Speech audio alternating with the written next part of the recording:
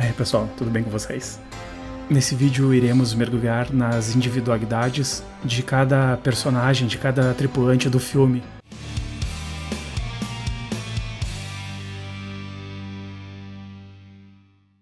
Jones era um gato de pelo curto, ruivo, mantido a bordo da Nostromo como animal de estimação de Ellen Ripley. E ele também era uma espécie, vamos dizer assim, de terapia, para os tripulantes da Nostromo em suas longas viagens. Devido ao seu tamanho pequeno, Jones dividia confortavelmente uma cápsula de hipersono com Ripley durante as longas viagens da Nostromo. Quando o Alien começou a perseguir os tripulantes da nave, Jones aparentemente ele foi de pouco interesse para o xenomorfo, provavelmente porque a sua biologia era inadequada para a fecundação. Jones foi o animal que mais tempo permaneceu em hipersono no espaço, ao lado de Ripley, 57 anos, após a destruição da Nostromo e a fuga na Narciso.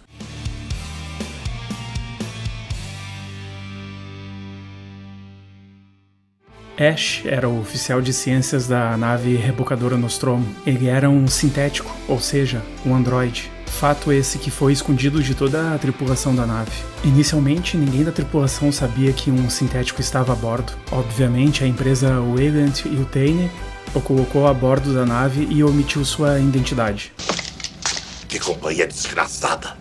Porque havia um interesse, após o sinal recebido do planeta LV-246, que ele fosse responsável em trazer em segurança a forma de vida que iriam encontrar lá. Isso responde do porquê ele ignorou as ordens de Ripley e abriu a porta, permitindo que Dallas, Lambert e Kane, que estava com a criatura Facehugger no seu rosto, entrassem na nave, colocando o restante do grupo em risco de contaminação. É uma ordem, Ripley. Está ouvindo? Eu já ouvi, e a resposta é negativa. Porta interna aberta! Ash era um sintético avançado. Ele conseguia imitar emoções humanas perfeitamente, levando todos da tripulação a acreditar que ele realmente era humano. Sua missão então era interagir sempre com os tripulantes e tentar trazer a criatura de volta para a Terra, mesmo que isso custasse a vida de todos os tripulantes. Ele agia de forma sutil, até mesmo mostrando que estava disposto a ajudar, como no momento em que ele construiu os detectores de movimento. Eu já cuidei disso. Eu projetei este aparelho localizador. É só regulá-lo para um objeto em movimento. Ele não tem muito alcance, mas quando estiver a uma certa distância, vai começar a dar sinal. Mas a sua ajuda era apenas superficial, para nenhum dos tripulantes desconfiar da sua real intenção. Em certo momento, Ash passa a admirar a criatura. No momento em que Parker, Lambert e Ripley conversam com ele, após ele ser destruído por Parker na tentativa de matar Ellen Ripley. A sua perfeição estrutural só se compara com sua hostilidade. E você o admira? Eu admiro a sua pureza.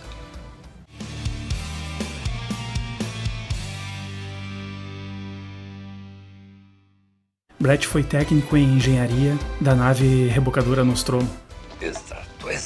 Brett, após a sua formação, ele foi designado para uma nave chamada Nodabu, antes da Nostromo, com o seu chefe, o engenheiro-chefe Parker, onde ele estabeleceu um forte vínculo com o seu superior a bordo da nave. Através então de Parker, Samuel Brett é convidado a trabalhar juntamente com ele na Nostromo. Após a morte do oficial Kane, e a criatura que implodiu saiu do tórax dele e fugiu, Brett construiu diversas ferramentas e uma rede resistente para o grupo realizar a tentativa de capturar a criatura.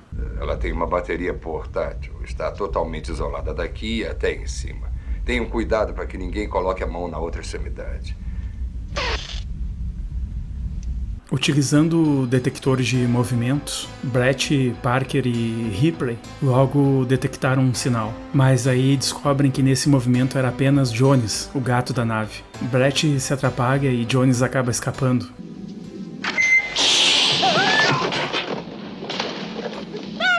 O que diabo está fazendo, cara? Mas é o gato. Que susto. Parker e Ripley então avisam Brett que ele necessitava ir atrás de Jones porque o gato poderia atrapalhar novamente os detectores de movimento. Brett então encontra o gato no compartimento onde fica o trem de pouso da nave. Ele acaba encontrando também o xenomorfo, que agora está na forma adulta, e neste momento Brett acaba sendo morto.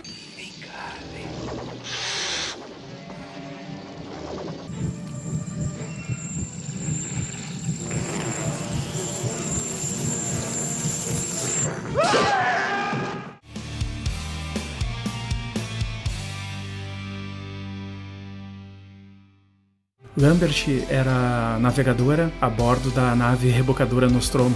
Após acordarem do hipersono, Lambert, como navegadora, foi uma das primeiras pessoas a descobrir que eles não estavam no sistema solar, ou seja, eles não estavam próximos da Terra. Lambert também, junto com Kane e Dallas, foi uma das 3 pessoas que saíram da nave para investigar o sinal, tendo encontrado a nave alienígena.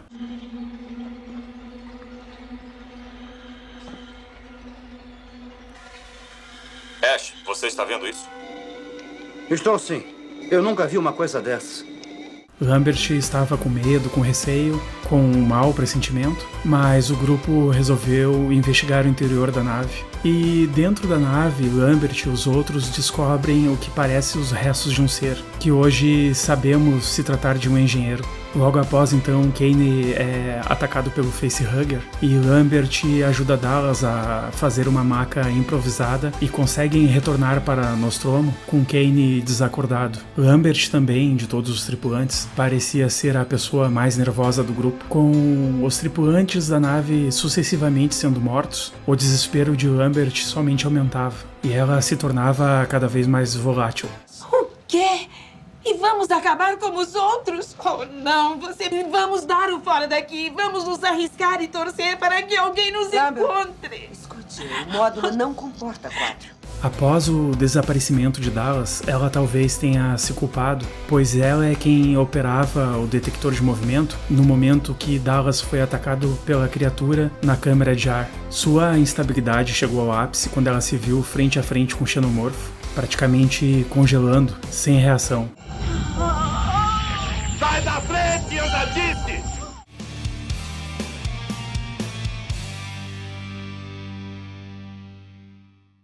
Antes mesmo do incidente em Alien, o 8º passageiro, e de ser um subordinado da Weygand e Yutani, Dallas ele era proprietário de uma nave chamada Tremolino, e ele obteve experiência em diversos cargos, como uma nave de defesa chamada Leviathan, onde chegou a receber uma medalha de honra, ganhando a sua ascensão a capitão. Quando ele chegou a capitão, ele passou a comandar uma outra nave denominada Archangel, de transporte militar, que foi destruída em uma emboscada numa missão no planeta Tedos, o que ocasionou uma perda de mais de 15 mil vidas. A culpa recai sobre Dallas, sendo destituído da sua licença, e também foi dispensado desonrosamente. Depois de algum tempo, ele retorna à sua carreira e a empresa Weygand Yutani entra na sua rota lhe oferecendo um emprego em uma missão perigosa, mas muito bem remunerada.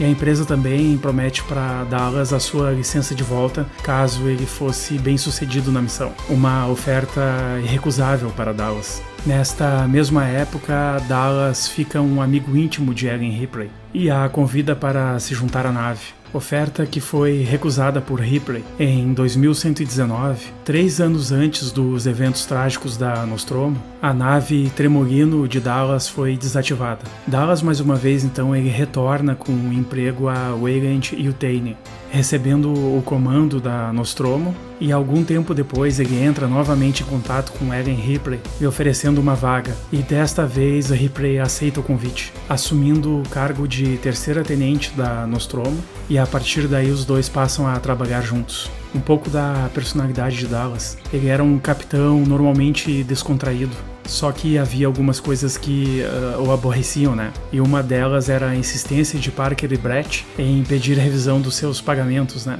Que eles mereceriam e deveriam receber mais. Mas Dallas ele não era responsável pelo pagamento, ele era o capitão da nave. A responsável pelo pagamento deles era a empresa Weygand Yutani. Então essa insistência de Parker e Brett ficar falando do salário, comentando do salário, isso o deixava muitas vezes aborrecido, até mesmo bravo, né? Brett e eu achamos que merecemos cotas inteiras, certo? Exato. Sabe, o Sr. Parker e eu achamos que a situação do Apollo nunca ficou num nível susto, digamos assim. Você vai receber o que consta no seu contrato, como todos aqui. Dallas, ele tinha dificuldade, ele era um pouco avesso a tomar decisões, mas como capitão ele necessitava tomá-las. Só que essa dificuldade que ele tinha era algo que ele mesmo reconhecia, sabendo que foi uma das causas que anteriormente o rebaixou e também o colocou ali como o responsável de um mero rebocador de minério. Olha aqui, eu só comando a nave.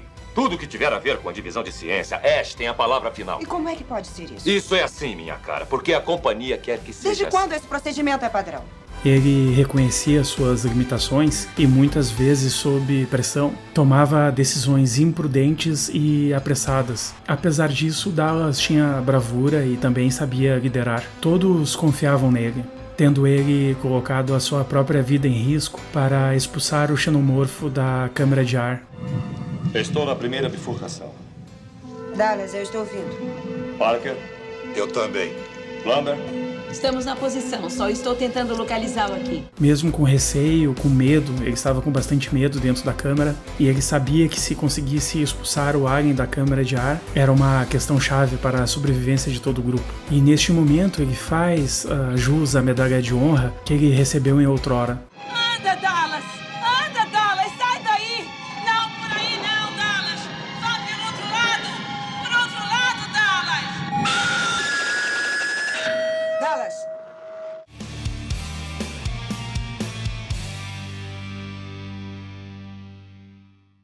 Kane foi o oficial executivo a bordo da nave rebocadora Nostromo. Kane ele chegou a estudar medicina, mas ele desenvolveu o vício em medicamentos, o levando até mesmo a uma embolia que o hospitalizou. Expulso da universidade e com os planos de ingressar na carreira médica arruinados, Kane obtém um mestrado em engenharia e uma licença de piloto, trabalhando como um oficial em 3 outras naves antes de chegar na Nostromo, estando já livre de álcool e drogas há algum tempo. Kane se ofereceu a fazer parte do grupo de busca para averiguar o sinal do planeta LV-426. Dentro da nave alienígena, ele optou por investigar uma área mais baixa, que era acessível através de um buraco. Enquanto os outros com cuidado o baixavam, Kane se viu em uma câmara enorme, cavernosa, cheia do que pareciam ser ovos. Enquanto Kane investigava ali uma neblina, uma espécie de luz que passava por essa neblina, ele acaba escorregando e caindo perto dos ovos. Um desses ovos se abre enquanto Kane espionava, e ao chegar mais perto, uma criatura saltou em seu rosto, rompendo o seu capacete.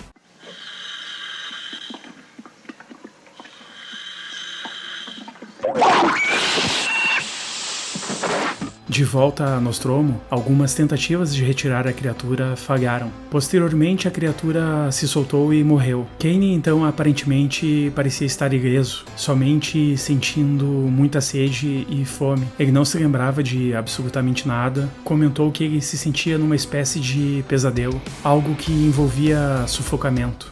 Eu me lembro de um sonho horrível em que eu me sufocava. Posteriormente, então, enquanto comia com os outros no refeitório, ele começa a passar mal, convulsiona sobre a mesa e algo acaba saindo da sua caixa torácica, matando Kane de forma horrível. O que é isso?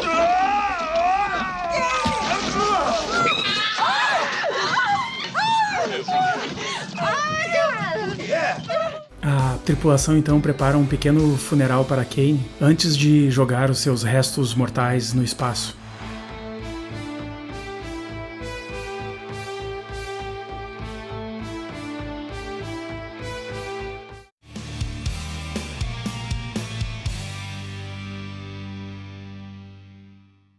Dennis Parker foi um engenheiro-chefe a bordo da nave rebocadora Nostromo. Ele já possuía experiência numa nave de carga chamada Nonnabu e foi acompanhado nesse tempo do seu amigo Brett. Então os dois nesse tempo eles estabeleceram uma grande amizade e juntamente eles se transferem para Nostromo. Parker parecia o mais cauteloso dos tripulantes. Ao pousar no planeta LV-426, a poeira entrou num dos motores da nave, causando alguns danos. Parker e Brett então ficam reparando a Nostromo, enquanto o outro grupo estava de saída para investigar o sinal oriundo do planeta. Parece que eu estou nesse lugar há um mês. Para começar, a gente não devia ter descido aqui. Quando Kane retorna com a criatura no seu rosto, os reparos da nave não estavam ainda 100% concluídos. Mesmo assim, a Nostromo consegue decolar. Assertivo e muitas vezes mordaz, Parker era um destemido queixoso, né? E incentivado pelo seu amigo Brett, ele passou a maior parte do tempo a bordo da Nostromo pedindo seu aumento salarial. Claro. Vamos investigar. Vamos investigar. Ele foi um dos que se opôs a investigar o sinal no planeta LV-426. Mas quando descobriu que se eles não investigassem, eles não receberiam nada quando retornassem à Terra, ele não teve muita escolha. Já com a criatura a bordo da nave, Parker se torna o mais forte defensor em procurar e matar a criatura. Então por que não decidimos no palitinho? Eu não vou decidir nada. Vou matar essa maldição agora mesmo. Tá bom. Sua ação, sem dúvida alguma, também era impulsionada pela perda do seu amigo Brett. Parker algumas vezes parecia estar distante do restante da tripulação, particularmente de Ripley e Ash, a quem ele parecia não gostar a um nível pessoal. No entanto, quando Ripley assumiu o comando da nave e passou através da sua força e desenvoltura para caçar a criatura, o respeito de Parker por Ripley cresceu muito. E fecharemos cada abertura e cada passagem até o encurralarmos e aí mandaremos o maldito para o espaço. Vocês aceitam que seja assim? Se é pra matar ele, eu aceito. É claro que é para matar ele. E ele também salva a vida de Ripley, pessoalmente, depois que Ash a atacou. Parker foi morto pelo Alien enquanto reunia os galões de oxigênio que permitiria o grupo escapar na Narciso, tentando proteger a Lambert.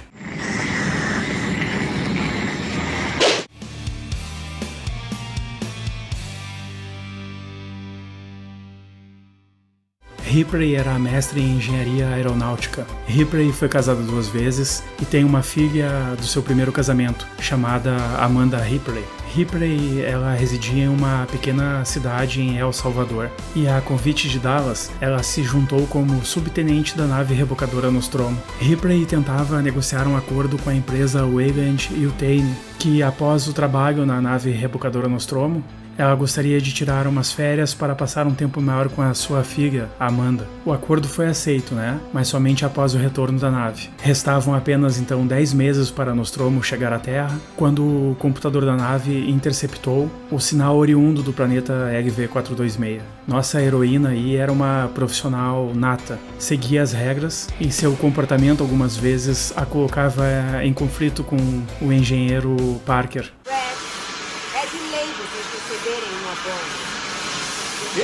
Por que você não para de encher, hein? O quê? O que é que você disse, Ripley? Fato que ela era uma seguidora de regras foi quando o grupo de exploração retornou, com Kane desmaiado e o facehugger no seu rosto. Ripley entra no embate com o Capitão Dallas, deixando claro que, como Dallas estava fora, Ripley assumiu o comando da nave. O que aconteceu com Kane? Alguma coisa se agarrou nele. Temos que levá-lo para a enfermaria. Que tipo de coisa? Preciso de definição. Não sei, um organismo. Abra a porta, Ripley. Espera um pouco. Se deixarmos isso entrar, a nave pode ficar contaminada. É preciso quarentena agora. 24 horas para descontaminar. Então, neste momento, todas as decisões passariam por ela. E apesar da insistência de Dallas, ela disse que não poderia abrir a porta. Pelo menos teria que aguardar 24 horas, né? Ela fez isso para não colocar todos que estavam a bordo em risco de contaminação, o que demonstra a sua frieza e concentração nas regras. Não posso fazer isso e você faria o mesmo. Ripley, é uma ordem. Abre essa porta agora mesmo. Está ouvindo? Estou. É uma ordem, Ripley. Está ouvindo? Eu já ouvi. E a resposta é negativa. Dallas ficou insistindo, enquanto Ripley, com o apoio de Parker, estava com a decisão firme tomada. Mas neste momento, então, a sua decisão é ignorada pelo oficial de ciências Ash. Ele abriu a porta e, posteriormente, Ripley acaba confrontando Ash por essa insubordinação.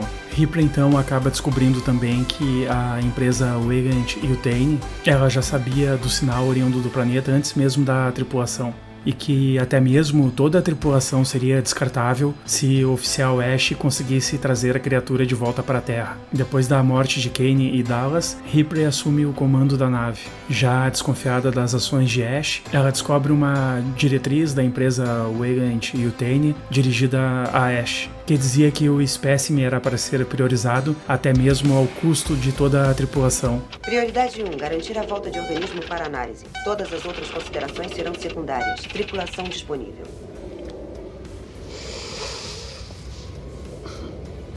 Há uma explicação para isso, sabe? Eu não quero ouvir a sua explicação! Quando Ripley confronta Ash sobre a descoberta, o oficial tenta matá-la, a sufocando com uma revista. Nesse momento, chega Parker, age contra Ash, o decapitando. No momento, então, que todos descobrem que Ash, na verdade, era um sintético. A dificuldade de Ripley confiar e até mesmo odiar os sintéticos, o que fica bem nítido em Aliens, o Resgate. Você não disse coisa alguma sobre o androide a bordo. Tem certeza que não? Fique longe de mim, Bishop. Entendeu bem?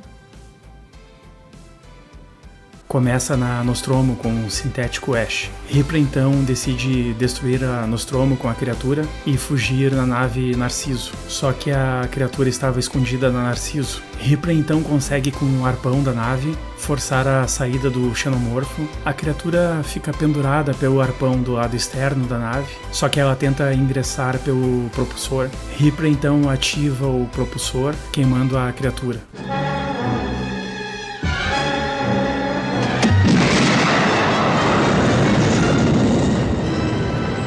Infelizmente, o encontro com a sua amada filha, Amanda, nunca ocorreu, pois Ripley ficou vagando na nave Narciso durante 57 anos, maior recorde de um ser humano em hipersono no espaço. E quando ela é resgatada em Aliens, o Resgate, ela descobre o tempo que passou no espaço e que, infelizmente, a sua filha na Terra já havia morrido. Possivelmente por isso, nós vemos o apego dela pela garotinha Newt, que ela encontra na colônia em LV-426, desenvolvendo um carinho todo especial por ela, inclusive arriscando a sua própria vida para encontrá-la em um ninho de xenomorfo. Ripley então ela não abriria a mão de salvar a Newt, pois ali naquela garotinha indefesa estava encarnada a lembrança de sua própria filha, Amanda. Se você está passando pelo vídeo aí e não é inscrito ainda, se inscreva, curta, compartilhe e até o próximo vídeo, pessoal.